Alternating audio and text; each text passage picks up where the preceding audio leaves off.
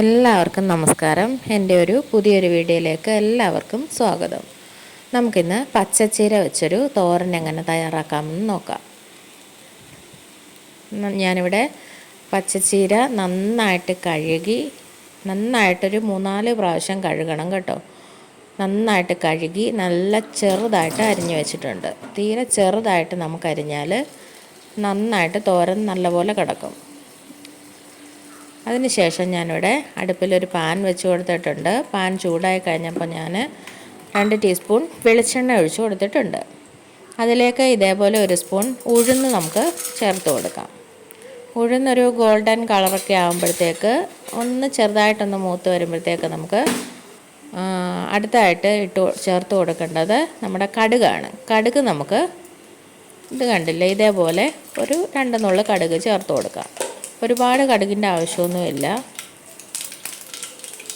അതിനുശേഷം കടുകൊക്കെ നന്നായിട്ട് പൊട്ടി വരുമ്പോഴത്തേക്ക് നമുക്ക് വറ്റൽമുളക് ചേർത്ത് കൊടുക്കണം. വറ്റൽമുളക് നമുക്ക് 2ആയിട്ട് ഒന്നെങ്കിൽ മുറിച്ചിടാം, അല്ലെങ്കിൽ ഒന്ന് പൊടിച്ച് ചേർത്ത് കൊടുക്കാം. അതിനുശേഷം നമുക്ക് നല്ല ചെറുതായിട്ട് അരിഞ്ഞു വെച്ചിരിക്കുന്ന ചീര ഇതിലേക്ക് ചേർത്ത് കൊടുക്കാം.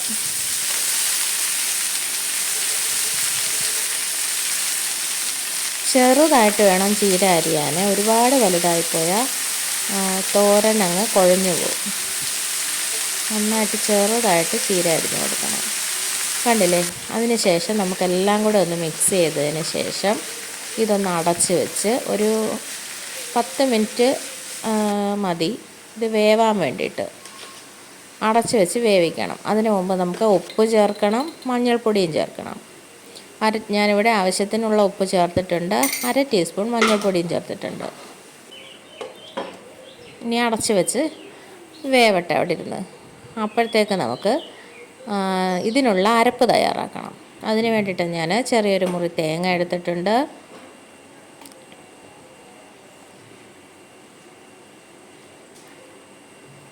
അര ടീസ്പൂൺ ജീരകം വേണം. ഒരു 3 അല്ലി വെളുത്തുള്ളിയും വേണം. ഇതൊന്ന് നമുക്ക് ചതച്ചെടുത്തിട്ട് വരാം. ഒരുപാട് അരയേണ്ട ആവശ്യമൊന്നുമില്ല, ഒന്ന് ചതച്ചെടുത്താൽ മതി, ഒന്ന് ക്രഷ് ചെയ്തെടുത്താൽ മതി. കണ്ടില്ല? ആ സമയം കൊണ്ട് തന്നെ ഇവിടെ ചീരയും വെന്തിട്ടുണ്ട്. നമുക്ക് ചീരയിലേക്ക് ചതച്ച് വെച്ചിരിക്കുന്ന തേങ്ങ ചേർത്ത് കൊടുക്കണം. കണ്ടില്ലേ? ചീരയൊക്കെ നന്നായിട്ട് വെന്തിട്ടുണ്ട്. വെള്ളമൊന്നും ഒഴിച്ചിട്ടില്ല.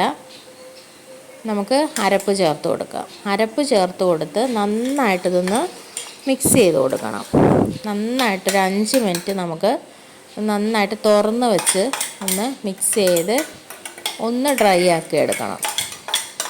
ഇനിയും വെള്ളമയം എന്തെങ്കിലും ഉണ്ടെങ്കിൽ അതങ്ങ് പൊക്കോളുമല്ലോ.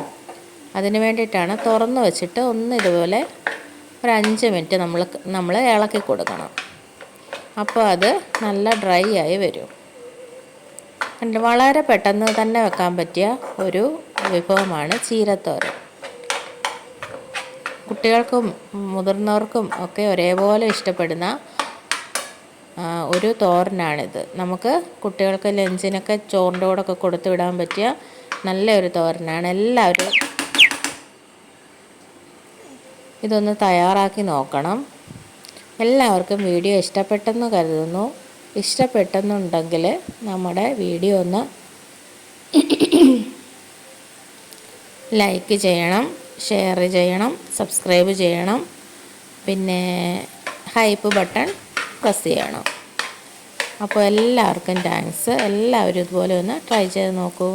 കണ്ടില്ലേ? ചീരത്തോരൻ നല്ല സൂപ്പറായിട്ട് വന്നിട്ടുണ്ട്. Thank you.